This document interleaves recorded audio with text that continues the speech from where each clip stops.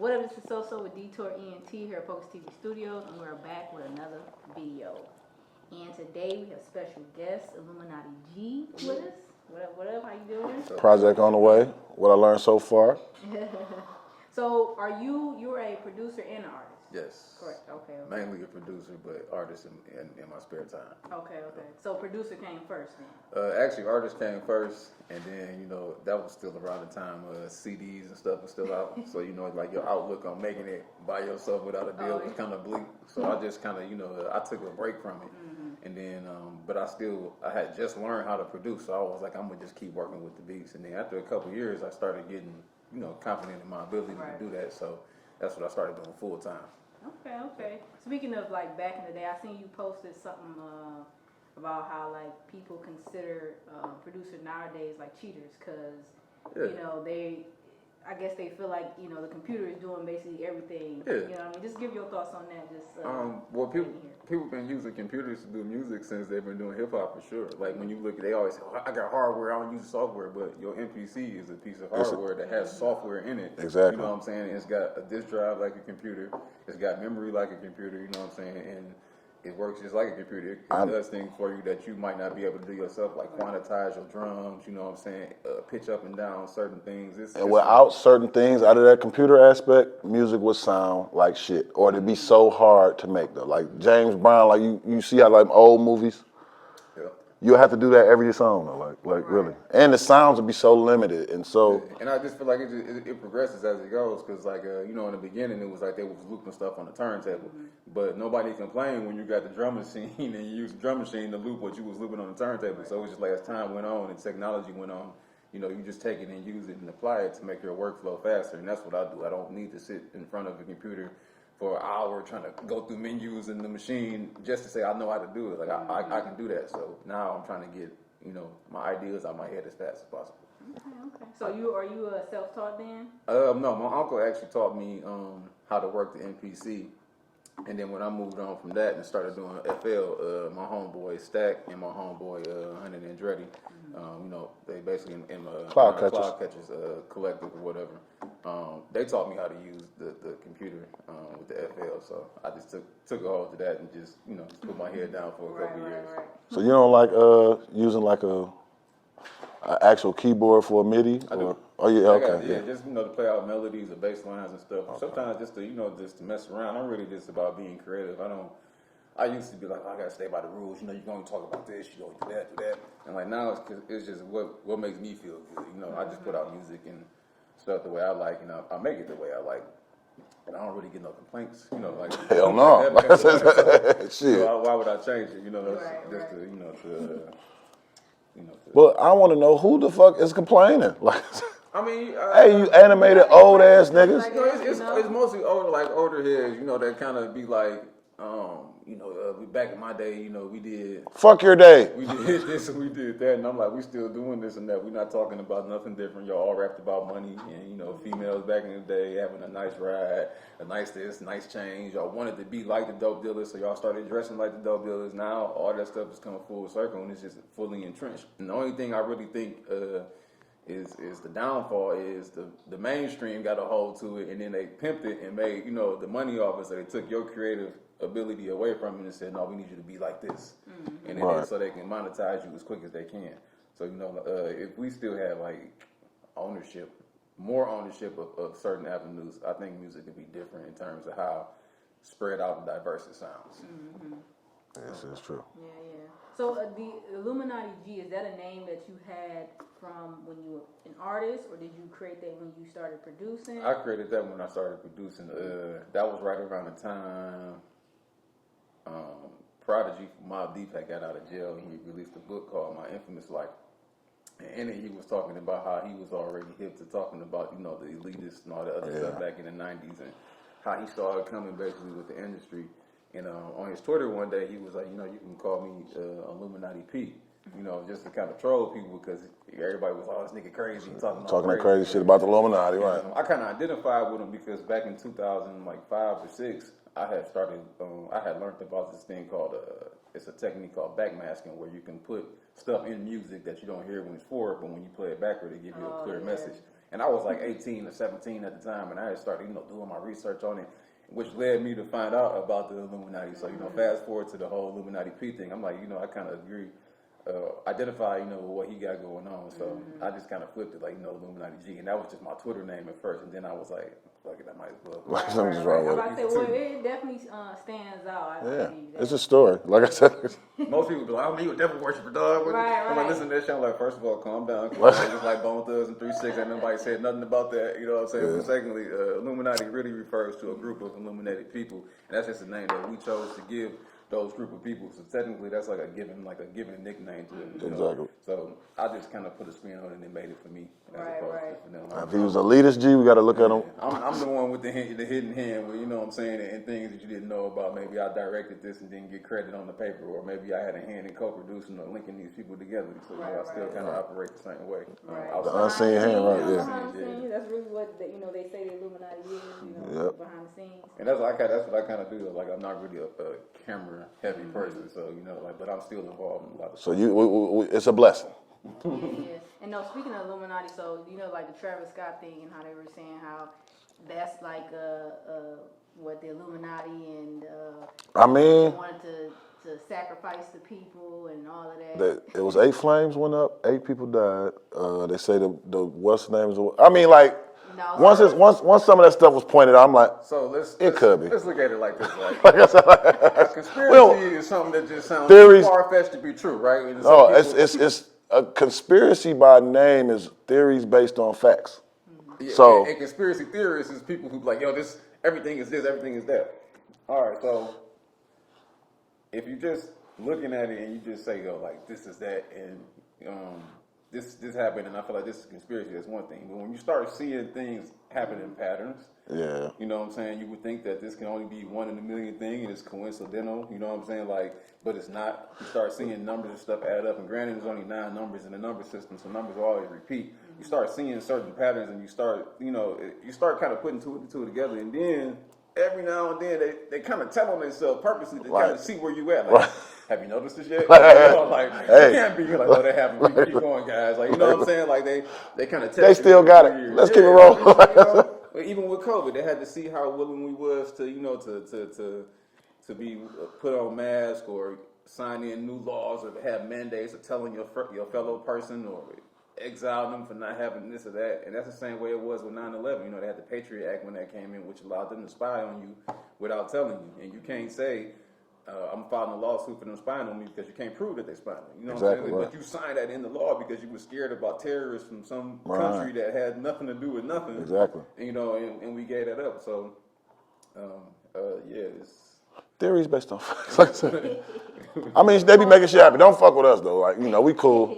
We just discussing. We just. Here, but one more thing I would say. So if you don't believe in conspiracy theories, right?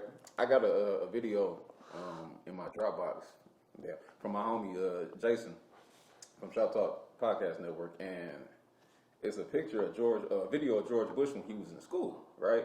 And he's talking to the kids. Well, the kids is reading to him, and the teacher is having them read stuff. So in the midst of her having them read these words, she's doing some sort of technique where they read real fast. So it's like, like they're chanting the words that's on the paper. So right before the dude comes in and whispered that the second tower had got hit, the kids chant the words on the paper or the board, and the words on the board say, "Steel plane must hit." So the kids are like, "Steel plane must hit." You feel me? Like chanting. And these words are getting chanted. And right when they get done chanting, the dude comes in and whispers in his ear about the second plane hitting the steel beams and the towers.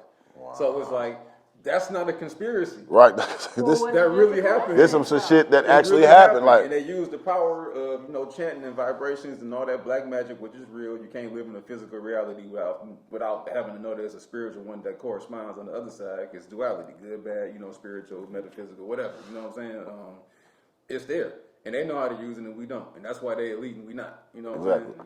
So do you believe in coincidences then? I do. But I think the stuff they do is not coincidental.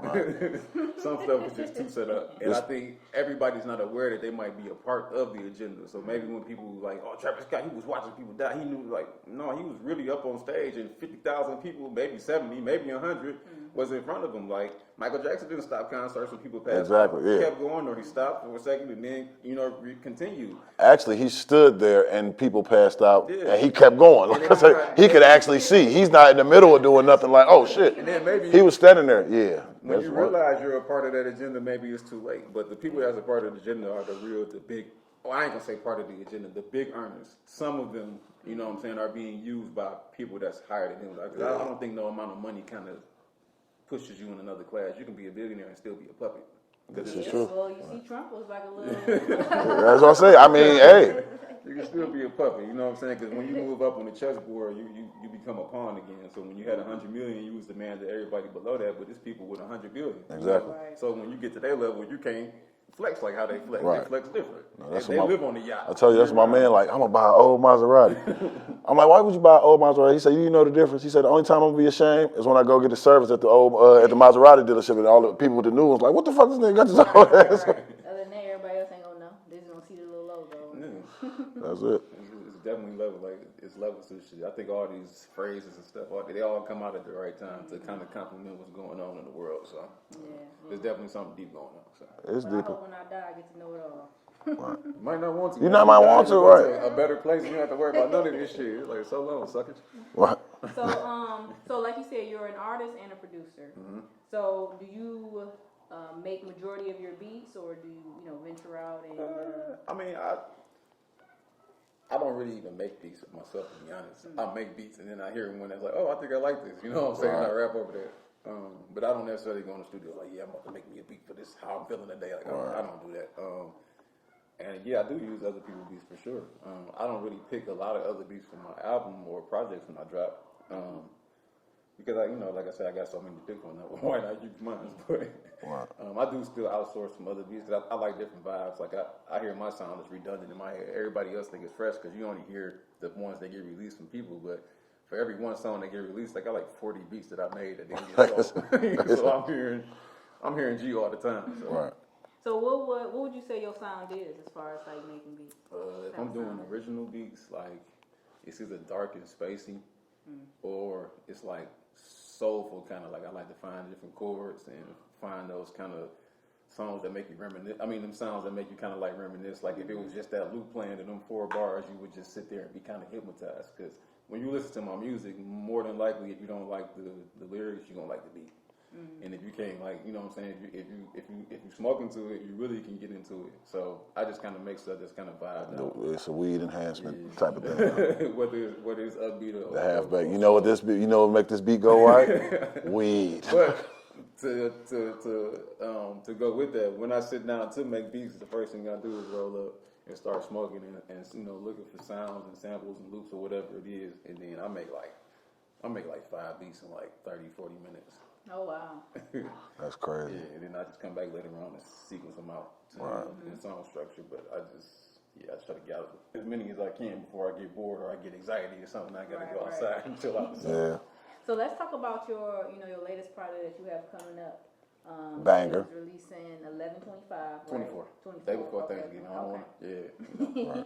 So and it's called What I Learned So Far. So tell us a little about that. Starting with the name. So the name is basically, it really is like a nice compilation of what I've been through. Like, of course, it took a lifetime to make because everything wasn't just based on the last couple of years, but it's really been honed in on the last 6 years. My grandma died in October 2015, and she was one of the people that raised me, that helped raise me or whatever. So.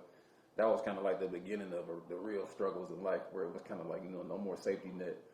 You're on your own. You can't run to her for nothing no more. Right. Anything happen, you got to get it how you got to get it. She used to be there in the tough times in the gyms, and I appreciated that. But basically, when she passed, my dad he started suffering from dementia like really bad. So I wound up taking care of him up until last year in September. At what age was that? How old was he? He passed when he was 73. He was born in 48. Yeah, so he passed when he was 73. And it kind of hit him kind of early. But he had suffered so much loss from my granddad and my aunt. From passing, it just kind of accelerated what he had going on. And then when my grandma left, it just made it worse. So I basically had to put my life on hold for, 5 years. and basically just take care of him, the best I could. I couldn't leave him at home too long, so the studio kind of it played a significant role because I can be like, yo, we got a 2 or 3 hour session. Come on, let's do this. Make money, come back home, and it's like a full day's work. You know what I'm saying? But back then, when I was first went full time with that, it wasn't lucrative like it was now. Like I was telling people, like, come on, let's do $60 for a song. Like I'll put the beat in there and everything. Like, come on, and I was just trying to get what I could because I had to make sure the family was straight too. Like, I got 2 kids.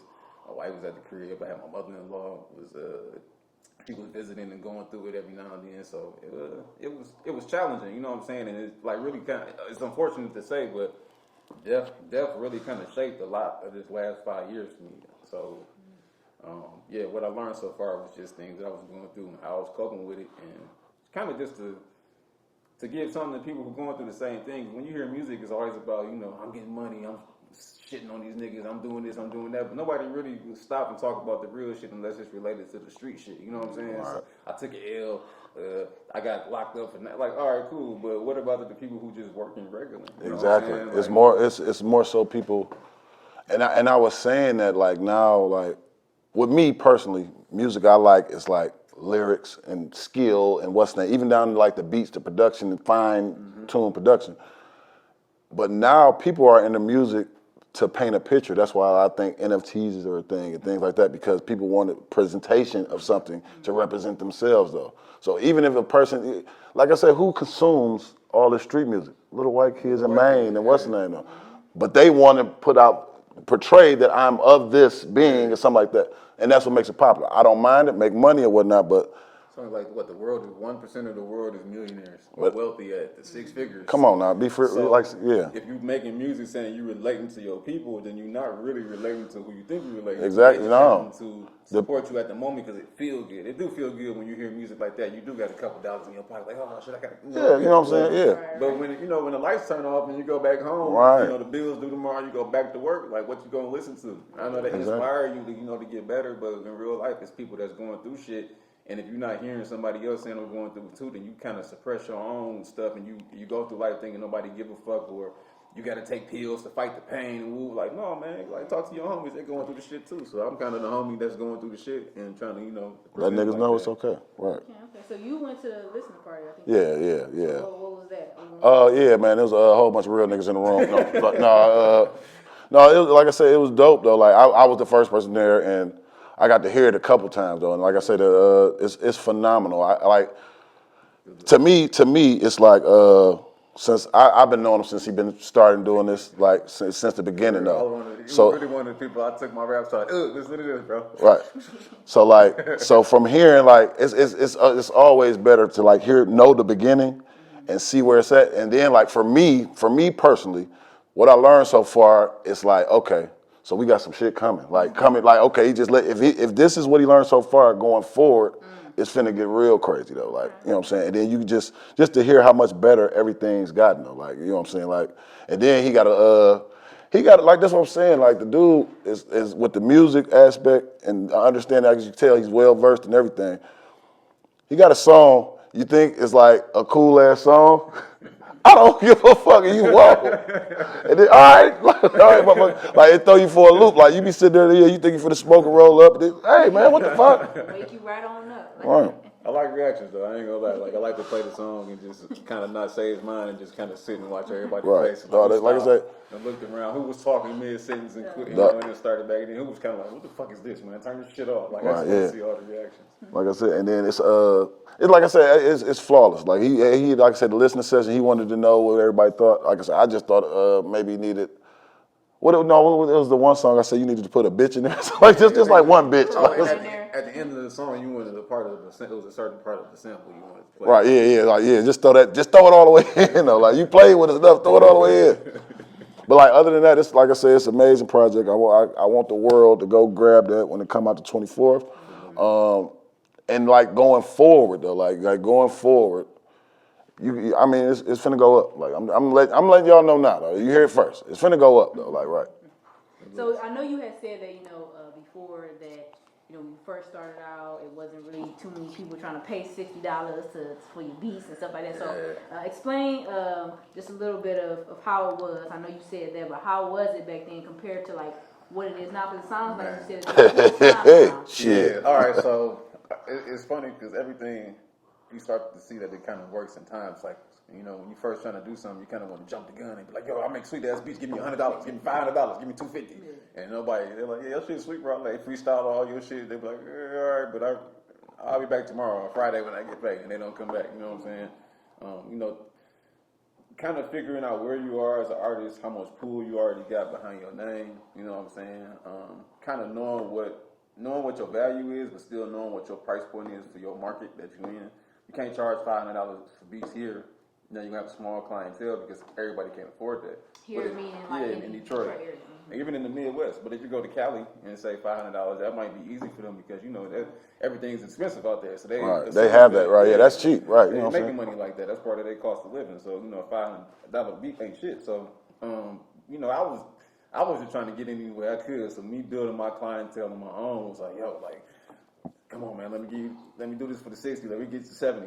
Get 2 for 100. Like I was trying to do anything I could just to keep the cheese coming in. But then as I started making more songs, and then we moved our studio location to a better location, I started being able to do, and my mixing skills got better too, recording. So everything started getting better. So now I can, instead of saying give me a flat rate, now I can charge hourly. I can offer mixing services too. You don't even have to record here, just bring it here. You know what I'm saying? And the beats too. Like I would include studio time with the beats instead of trying to, all right, give me $150 for this, and then it's $40 an hour. So you can spend $350 just trying to get the song done, and you ain't got no money to put towards what you got going on. So let me make it easy for you. Since I kind of sped up my workflow, I can get you in and out. Here, just give me this amount, and then we'll go do the beat and the song together. And that kind of turned out to be good for everybody. Like they was like, shit, we just come in flat rate, get it out the way, and that's how I started building more clientele.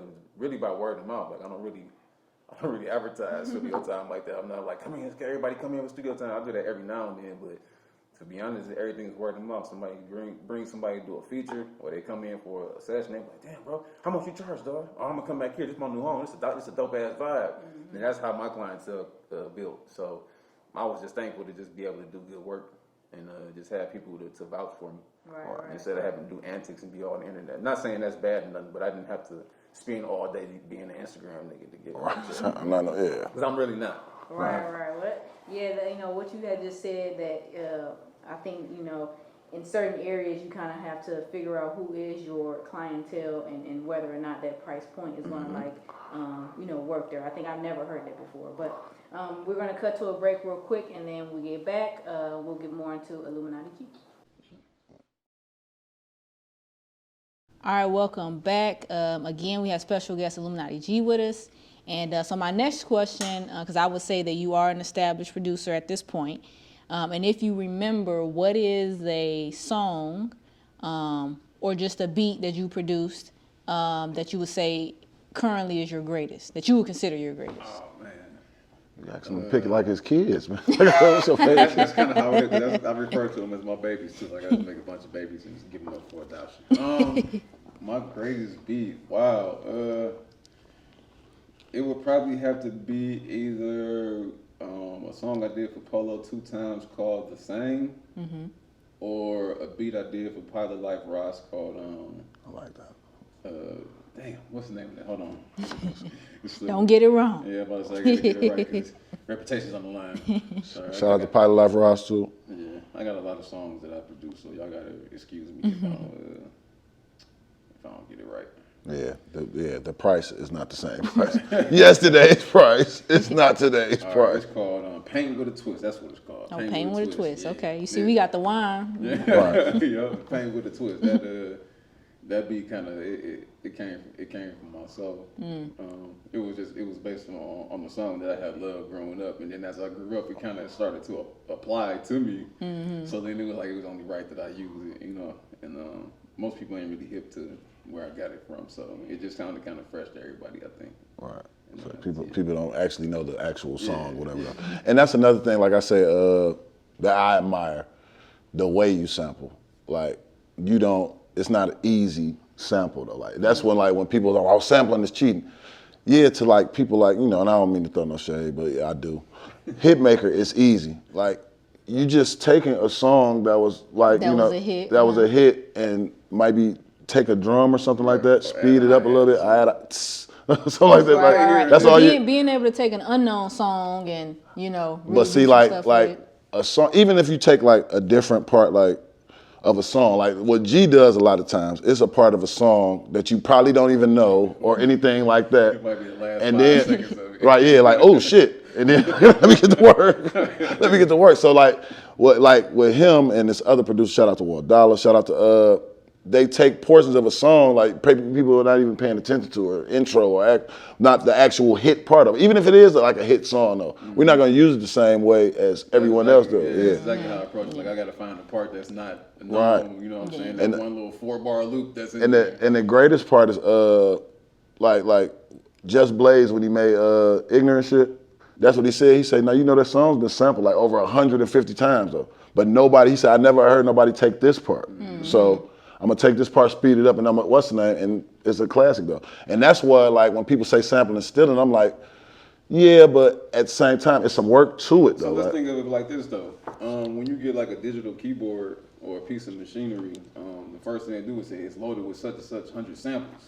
Right. You know what I'm saying? Somebody played that instrument and captured and recorded and put in here for you to replay at how you please. So when you take a sample, you're really just putting your spin on it and updating it and make it sound like something you would want.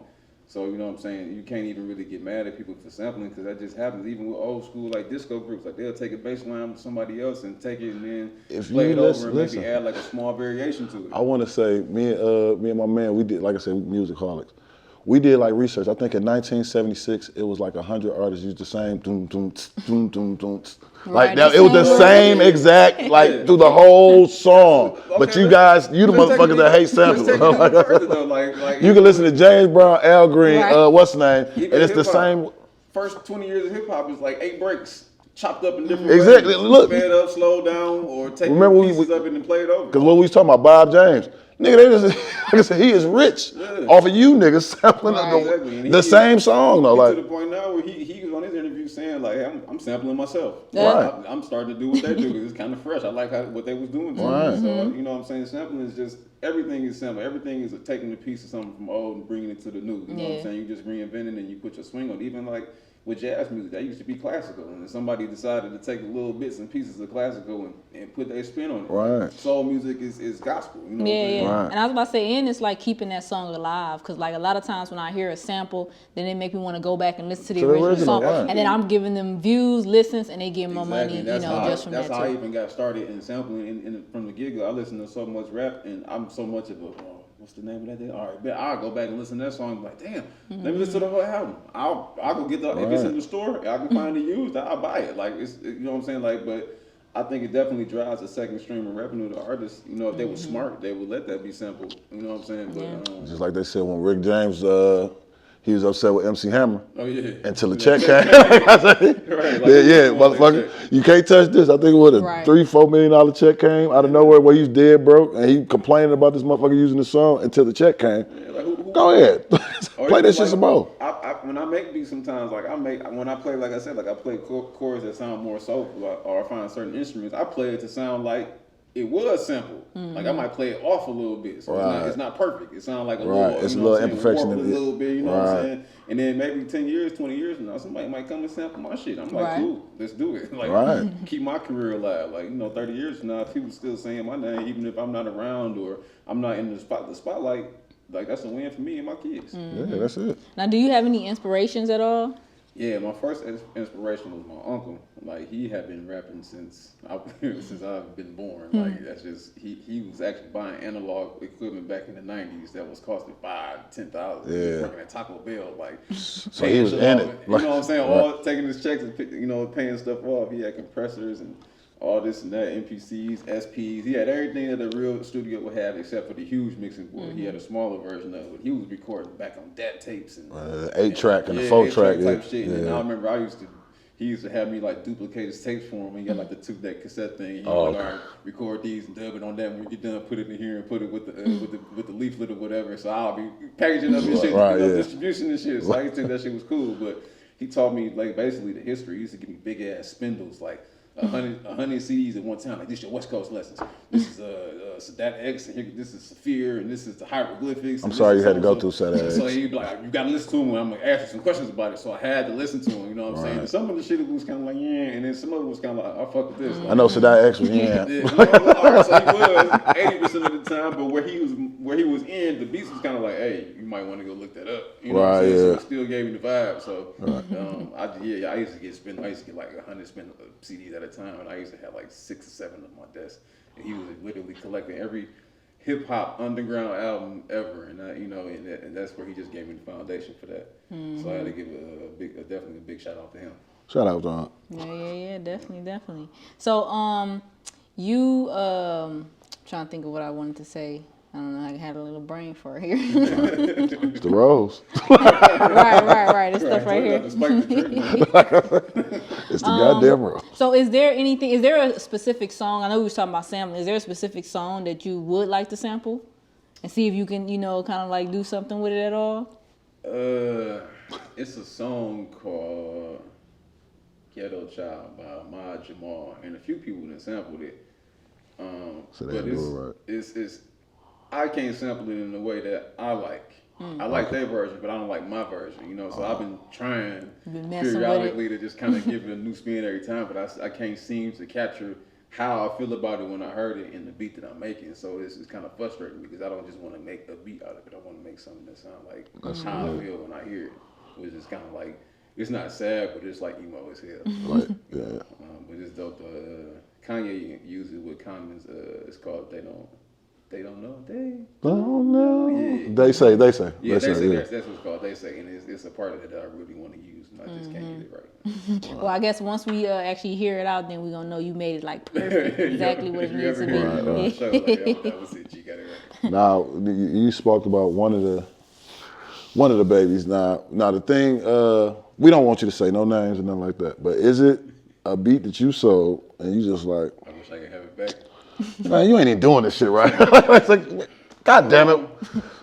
Maybe if you would have asked me that question 3-4 years ago, I would have had a specific name for you. I don't want no specific name though. We ain't gonna blast nobody up. As you move forward in this, you kind of realize that it's so many for real songs you haven't heard that you hear leaked every now and then that sound like, oh my God, why ain't this out? So many Timberland songs that he previewed on his page, and you're like, yeah, unfortunately Sony never put this out. So I really can't be mad because I know there's people making millions and hundreds of $millions off this, and they still got songs that just won't ever see the light of day, and there's nothing they can do about it. So me being at the level I'm at with the tier of artists that I work with mostly, I can't get mad if they don't put everything out because it take a lot to put out a song and successfully push it. You know what I'm saying? Let alone just even make it. And then so once it's sold, it's gone. Like you can't. Nobody else can use it. For me, yeah. I'm kind of a person where it's like, even though I could take it back and give it to somebody else and figure out a way, I don't really like doing that. I like capturing the magic of what happens, when it happens, and that's just what it was. If it don't get released, like, this is me and your business. Ain't really nobody else. It's just a part of the story and journey, and just making sure you're working with people who actually putting music out now, so you don't have to have them stories or whatever. But I think like every studio session, like most major producers go to, it's not just that one song you hear on the radio. They make like 4 or 5 or 6 songs. They be in the studio for a week straight, and that just be the one song that they label shows that made sense for them, and then you don't hear the other 6. They get tucked away or they get sold to somebody else. Right. Like what's that? Jeezy and Kanye, Can't Tell Me Nothing. Right. It was like, I think Ye made the first half of the beat and then send it to Toomp for the drums, and he sent it to Jeezy. Jeezy put the ad-libs and a verse on it, but he ain't like it, so he sent it back to Kanye. He kept the ad-libs and then he used it. No, the actual story from Jeezy was him and T.I. sent the song to Kanye. Toomp made the beat. Right. And he said Kanye got it and chopped the beat up and did all kind of shit. And then he said when he got back, they sent it back. They said, man, this ain't even the same fucking song. Like, what do you... So he said that T.I. like, I'm out, and Jeezy like, well, I'm out. He said, well, okay, well, can I keep your ad-libs? So so when you hear Jeezy, the verse that he has on there, and it sound a little off because it's not actually to the beat. So he said, who made the beat? They said, Kanye said, who made the beat?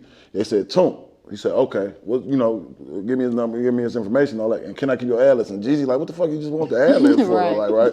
So he said, we went to, they were somewhere, they did a show. He said, nah, when I went out there, it was like 50,000 people, and they singing, you know what I'm saying, my shit though. He said, but then as the arena filled up, it's 100, 200,000 people, and they singing the ad-lib part. He all like, so that's the difference. He say that. He say that's the difference. He say off that, that's right. Yeah. He say 100,000 people for that, 50,000 for all the rest of my shit though. That's the producer ear versus the rapper's ear. The rapper's ear is like, oh, this don't fit my brand, but the producer's ear is like, hey, don't delete that little sound and that door cracking in the microphone. Right. We're gonna loop that and put a filter on it and make it like, you know what I'm saying? Because that's what I do. Like if I hear some shit in the background, somebody laughing, you might sneeze, and if that shit sounds like it's on beat, I might take it and just put it in the background and duplicate it, and you won't even like people won't even hear it. They might hear it, but it might be really I just turn it down or I alter it. So I think it's just fun doing stuff like that. Yeah, for sure. So I know you have a family too, yeah. Right? So you married and you have 2 kids. Yep. I think it was a girl and a boy, right? Yep. So a family man, you know, and so what's that like for you as well? I mean, it's really more like balance. I don't really have like a kickback as far as being an artist. I don't really do nothing too out the way as far as my artistry. I'm not like Uncle Luke or nothing, so it's not really no backlash there at all. It's really more about balancing my time between home and being at work, and work is included with music because I do make money off music. So just find a time to kind of, instead of just going straight to the studio when I get off work, my first job, like come home, chill for a couple hours, help my son with his homework, talk with my daughter about how her day was at school, see how my wife is doing, and then, you know, they kind of got accustomed to me being out the house a lot, so my son would be like, all right, Dad, it's time for you to go to work. Right, so you get on that goddamn nerve. It's 8 o'clock now. Damn, brother. Like, you should be home by 9. I had to be like, no, man, I ain't going till 9. I'm off today, man, you good, you know what I'm saying? So it's really just listening to more, you know, as I get older, just listening to more of what they want to as opposed to just what I think is right. Because sometimes my son will be like, Dad, can we just have a day together? And I'm like, son, I'm so busy this week. And then I had to stop, like, if he asking you, that means you lacking in that. The same thing with my wife, same thing with my daughter. Like, if they're asking you for it, then it's probably something that you overlooking. So I just been learning how to spend a little extra time, you know, at home. But at the same time, bills still got to get paid too. Yeah, So I would say, I think that, you know, what just a little bit of everybody is kind of like dealing with that in a sense. You know, when you have a creative outlet, you know, that you're also trying to build as well. Yeah, I think Kobe was like one of my biggest inspirations, and I just like how, you know, over the years it just seemed like he went from arrogant to wise and arrogant, you know what I'm saying? Like he just seemed like kind of beyond his years, and he would just say stuff like, I take helicopter rides because it cuts down on the amount of time I have to spend in traffic, which means I can be at home more. But then he also said another thing when it comes to being great, when they say like, how do you balance it? He said it's not really a way to balance it. It's like walking a tightrope, and when you feel yourself leaning too much to the left, you just got to kind of rock yourself back to the right, and then vice versa. When you're going to the right, you got to kind of come back left, but you'll never just walk straight in the middle and just be perfect. Like it'll always be times where you're doing too much of one thing, but you just have to be honest with yourself and realize when you're being too much of one side, and then just come back to the center, you know, like realign. And then that just kind of make everybody in the house more stable too. Like, oh, he didn't forget about us. Yeah. Right. Because like I said. This happened like twice in my life. Like I felt like neglectful almost. Like the other day we went to took my son to the Motor City Cruise game though, right? So I'm like, damn, I gotta put him out of fit or something like that. You know what I'm saying? Because I said I don't care what you wear with your mama. You gotta look right with your dress. You are, you know, extension you're a of me. representative of me, goddamn. The people I be around gonna talk about me like a dog if you look fucked up though. You know what I'm saying? So I had looked and it hit me. I was like, dog, I haven't bought him no clothes in a minute. Like I haven't bought him like shit in a minute. Like I actually haven't bought myself anything. Like, you know, we just bought a house and we like just doing all that shit. Right. You know what I'm saying? So, but it was like, oh my God. But the good part of it is I bought him some shit I forgot about. Like, because I'm always at it though. Like, so that's, you know, like look in the, what's the name? Cause like, especially it's like some shit that's still unpacked. She's like, no, them jeans, you remember you bought 6 pair of jeans for him. They up there, and you bought him a size over though. So like, then I had to put him on it's a shirt I bought him. I actually forgot I bought it though, like 2 years ago. But it was on sale. I'm like, he can't fit it now, but goddamn, right. He gonna be able to fit it though. So I'm like, I was feeling so neglectful, but then in knowing that I already thought it, like, you know what I'm saying, ahead of time, it made me feel a little more better. But I still do have to take him shopping.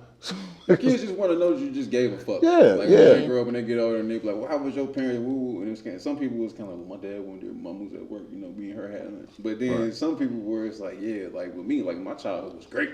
You know what I'm saying? I got into some street shit, but it was by choice. That was some shit that I decided to go around the corner and Didn't have to do that. I didn't have to do that. My grandma was like, that's not something you got to be a part of. You know what I'm saying? I'm the one who jumped the fence. I mean, I think boys is like that, though. I think, like, growing up, boys, especially, like, if your surroundings is that you going to stip your... We kind of, like, on some real shit, like, I had both my parents in my life and my grandparents. My parents weren't together. They had been broke up since I was 2, so I don't remember anything about them being together. But, you know, my dad was there. He was present. You know what I'm saying? He was there every day. I seen him every day. But when we went outside, like, once I got out of school, I think I jumped off the porch at like 12, 11 or 12. Yeah, you was. Like that. that. You feel me? I was, all right, to get it in, y'all. It's 11 o'clock in the morning. What y'all doing today? What's going on? Like, what we into? Like, I'm trying to be out there as long as possible. They was awful. All them niggas was awful. Trying to be out there as long as possible. So we kind of raised ourselves in that sense, like a bunch of niggas that came together. I never seen somebody. I just never seen little niggas fight so much. Man, that's why we all, Each other? No, other niggas. Oh, okay. Some of us did kind of fight. Yeah. The majority was other niggas. You know what I'm saying? Most of our fights actually was the beginning of friendship. You know what I'm saying? They fight and dust each other off. And it's like, all right. You a cool nigga. You got a nice little right. Right. That right is all right, man. Need you. Yep. All right, well, let everybody know again your project is coming out and when. The project is called What I Learned So Far, and it's coming out November 24th, the day before Thanksgiving. So you got time to listen to it while you're getting hype about your grandma's sweet potato pies, Right. who you're going to see tomorrow, and what outfit you're going to wear. You know what I'm saying? Or when you taking that drive from the airport to your auntie house or wherever y'all going, like just listen to it. It's only 40 minutes. It's 14 songs. By the time you get tired of it, it's off. Yeah. And it got feels to it, right? Yeah. So, like I said, and then again, I didn't take the best collection of 12 songs out of 100. I really made sure that each song was picked for this. Like I didn't go in the studio and just make anything. Like each song was made, and if it took me 2 months to make another one, then so be it. So it's definitely very cohesive. It's the sound and it's a groove. It's a vibe. It's until you get to. I don't give even that song. But it was necessary. Like I said, it was necessary. Like just in case you might get a little bored. The song you talk about is called "Never See Me Sweat." You feel me? And I wrote that at the time where I really was angry at that day, and I had came in the studio. I put the beat on, and I was like, I'm about to just rage on this bitch like a rock star or something, you know, like and just kind of scream because I really needed that outlet, and that really was my therapy. Like I've been a therapist before, you know, they're cool and all. I encourage people to do it, but for me, it wasn't a relief like how I get when I go in the booth and I'm rapping the song, and I might feel like a feeling in my chest, or I might feel a tear coming to my eyes, something like, yeah, this shit real. Like I've been holding this back too long. I didn't even know I was suffering from this, you know, like where these raps come from. So. Yeah. Well, again, like I appreciate you coming out interviewing with us. Of course, we're gonna have you back as always because it was good vibes. As always, make sure you check out our previous videos, like, comment, subscribe, and we'll see you next time.